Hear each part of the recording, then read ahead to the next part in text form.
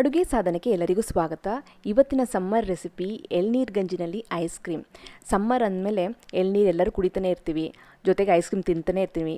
ಎರಡೂ ಸೇರಿಸಿ ice cream ಮಾಡಿದ್ರೆ ಸೂಪರ್ ಟೇಸ್ಟಿಯಾಗಿರುತ್ತೆ. ಈ ರೆಸಿಪಿ ಶುರು ಮಾಡೋಕ್ಕಿಂತ ಮುಂಚೆ ನೀವು ಇನ್ನು ಅಡುಗೆ ಸಾಧನಕ್ಕೆ ಸಬ್ಸ್ಕ್ರೈಬ್ ಆಗಿಲ್ಲ ಅಂದರೆ ದಯವಿಟ್ಟು ಈಗಲೇ ಸಬ್ಸ್ಕ್ರೈಬ್ ಆಗಿ, ಜೊತೆಗೆ ಪಕ್ಕದ ಬೆಲ್ ಬಟನ್ ಕೂಡ ಟಚ್ ಮಾಡಿ. ಈ ಐಸ್ ಕ್ರೀಮ್ಗೆ ಮೇಯ್ನಾಗಿ ಬೇಕಾಗಿರೋದು ಎಳ್ನೀರು ಗಂಜಿ. ಈ ಗಂಜಿನ ನಾನಿಲ್ಲಿ ಕಲೆಕ್ಟ್ ಮಾಡಿ ಇಟ್ಕೊಳ್ತಾ ಇದ್ದೀನಿ. ಇದೇ ಕನ್ಸಿಸ್ಟೆನ್ಸಿಯಲ್ಲಿ ಇರಬೇಕು. ಗಂಜಿ ಥರ ಇದೆ, ತುಂಬಾ ರುಚಿಯಾಗಿರುತ್ತೆ. ಬಲ್ತಿರೋಂಥ ಕಾಯಿನ ಹಾಕಿಬಿಡಿ, ಚೆನ್ನಾಗಿರಲ್ಲ. ಈ ಕಪ್ಪಿನಲ್ಲಿ 2 ಕಪ್ಪಿನಷ್ಟು ಗಂಜಿನ ಸೇರಿಸ್ತಾ ಇದ್ದೀನಿ ಮಿಕ್ಸಿ ಜಾರಿಗೆ. ಇದನ್ನ ಪೇಸ್ಟ್ ಮಾಡ್ಕೋಬೇಕಾಗುತ್ತೆ. ಎಳ್ನೀರನ್ನ ಕುಡಿದ ಮೇಲೆ ಒಳಗಡೆ ಗಂಜಿ ಇರುತ್ತೆ ನೋಡಿ, ಆ ಥರ ಗಂಜಿನ ತೊಗೊಂಡು ನೀವು ಸೇರಿಸ್ಕೋಬೇಕಾಗತ್ತೆ. ಇದನ್ನು ರುಬ್ಬೋದಕ್ಕೆ ನಾನಿಲ್ಲಿ ಒಂದು 50ರಿಂದ 60 ml ಅರ್ಧ ಲೋಟದಷ್ಟು ಎಳ್ನೀರನ್ನ ಸೇರಿಸ್ತಾ ಇದ್ದೀನಿ. ಎಳ್ನೀರಿದ್ರೆ ಎಳ್ನೀರು ಹಾಕಿ, ಇಲ್ಲಾಂದರೆ ಹಾಲನ್ನು ಸೇರಿಸ್ಬಿಟ್ಟು ನಾವು ರುಬ್ಕೋಬಹುದು. ಈ ಥರ ಪೇಸ್ಟಾಗಿ ರುಬ್ಬಿಟ್ಕೊಳ್ಳಿ.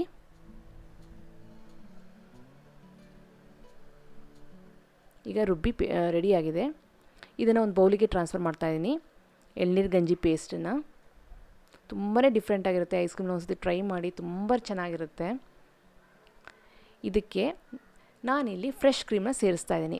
ಯಾವ ಕಪ್ಪಿನಲ್ಲಿ ನೀವು ಎಳ್ನೀರು ಗಂಜಿ ಸೇರಿಸಿದ್ರೋ ಆ ಕಪ್ಪಿನಲ್ಲಿ 1 ಕಪ್ಪಿನಷ್ಟು ಫ್ರೆಶ್ ಕ್ರೀಮ್ನ ಸೇರಿಸ್ತಾ ಇದ್ದೀನಿ ನೋಡಿ. 2 ಕಪ್ಪು ಎಳ್ನೀರು ಗಂಜಿ, 1 ಕಪ್ಪಿನಷ್ಟು ಫ್ರೆಶ್ ಕ್ರೀಮ್. ಹಾಗೆಯೇ ಮಿಲ್ಕ್ ಪೌಡರ್ನ ಸೇರಿಸ್ತಾ ಇದ್ದೀನಿ. 1 ಕಪ್ಪಿನಷ್ಟು ಮಿಲ್ಕ್ ಪೌಡರು ಇದಕ್ಕೆ ಸೇರಿಸಬೇಕಾಗುತ್ತೆ. ಅಕಸ್ಮಾತ್ ಮಿಲ್ಕ್ ಪೌಡರ್ ಇಲ್ಲ ಅಂತಂದರೆ 1 ಕಪ್ಪು ಫ್ರೆಶ್ ಕ್ರೀಮ್ ಬದಲು 2 ಕಪ್ಪು ಫ್ರೆಶ್ ಕ್ರೀಮ್ನ ಸೇರಿಸಿ, ಚೆನ್ನಾಗಿರುತ್ತೆ. ಮಿಲ್ಕ್ ಪೌಡರ್ ಇದ್ದರೆ ಮಿಲ್ಕ್ ಪೌಡರ್ನ ಸೇರಿಸಿ.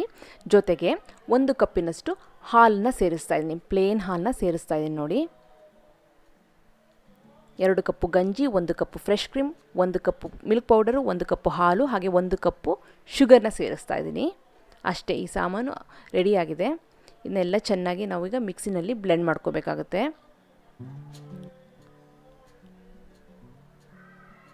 ಈಗ ಚೆನ್ನಾಗಿ ಬ್ಲೆಂಡ್ ಆಗಿದೆ. ಜಾಸ್ತಿ ಓಡಿಸೋ ಅವಶ್ಯಕತೆ ಇಲ್ಲ, ಚೆನ್ನಾಗಿ ಬ್ಲೆಂಡ್ ಆಗಬೇಕು, ಅಷ್ಟು ಓಡಿಸಿದ್ರೆ ಸಾಕು ಮಿಕ್ಸಿ ಜಾರ್ನಲ್ಲಿ. ಈಗ ಇದನ್ನು ಒಂದು ಏರ್ ಟೈಟ್ ಬಾಕ್ಸ್ ಹಾಕ್ಬಿಟ್ಟು ನಾವು ಫ್ರೀಸ್ ಮಾಡಬೇಕಾಗುತ್ತೆ. ತುಂಬಾ ಚೆನ್ನಾಗಿರುತ್ತೆ, ತುಂಬಾ ಡಿಫ್ರೆಂಟ್ ಆಗಿರುತ್ತೆ. ಸಮ್ಮರಲ್ಲಿ ತುಂಬ ಎಳ್ನೀರು ಕುಡಿತಿರ್ತೀವಲ್ವ, ಆಗ ಗಂಜಿನ ತೊಗೊಂಡು ಈ ಥರ ಐಸ್ ಕ್ರೀಮ್ನ ಒಂದು ಸತಿ ಮಾಡಿ ನೋಡಿ, ತುಂಬಾ ರುಚಿಯಾಗಿರುತ್ತೆ.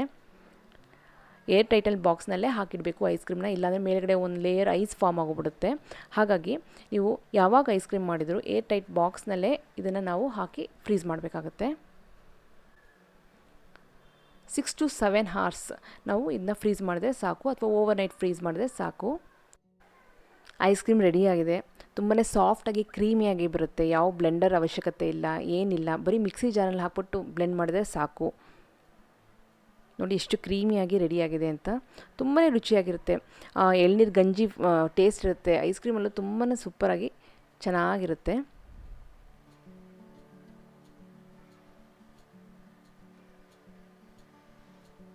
ನಿಮಗೆಲ್ಲ ಈ ರೆಸಿಪಿ ಇಷ್ಟ ಆಗಿದೆ ಅಂತ ಅಂದ್ಕೊಂಡಿದ್ದೀನಿ. ದಯವಿಟ್ಟು ಟ್ರೈ ಮಾಡಿ. ಹಾಗೆ ನೀವಿನ್ನೂ ಅಡುಗೆ ಸಾಧನಕ್ಕೆ ಸಬ್ಸ್ಕ್ರೈಬ್ ಆಗಿಲ್ಲ ಅಂದರೆ ದಯವಿಟ್ಟು ಈಗಲೇ ಸಬ್ಸ್ಕ್ರೈಬ್ ಆಗಿ, ಪಕ್ಕದ ಬೆಲ್ ಬಟನ್ ಕೂಡ ಟಚ್ ಮಾಡಿ.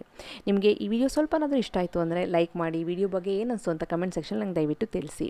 ಈ ವಿಡಿಯೋನ ಫ್ರೆಂಡ್ಸ್ ಆ್ಯಂಡ್ ಫ್ಯಾಮಿಲಿ ಜೊತೆ ದಯವಿಟ್ಟು ಶೇರ್ ಮಾಡಿ. ಮತ್ತೊಂದು ಇಂಟ್ರೆಸ್ಟಿಂಗ್ ರೆಸಿಪಿಯೊಂದಿಗೆ ಭೇಟಿ ಆಗ್ತೇನೆ. ಅಲ್ಲಿವರೆಗೆ thank you, bye bye, see you.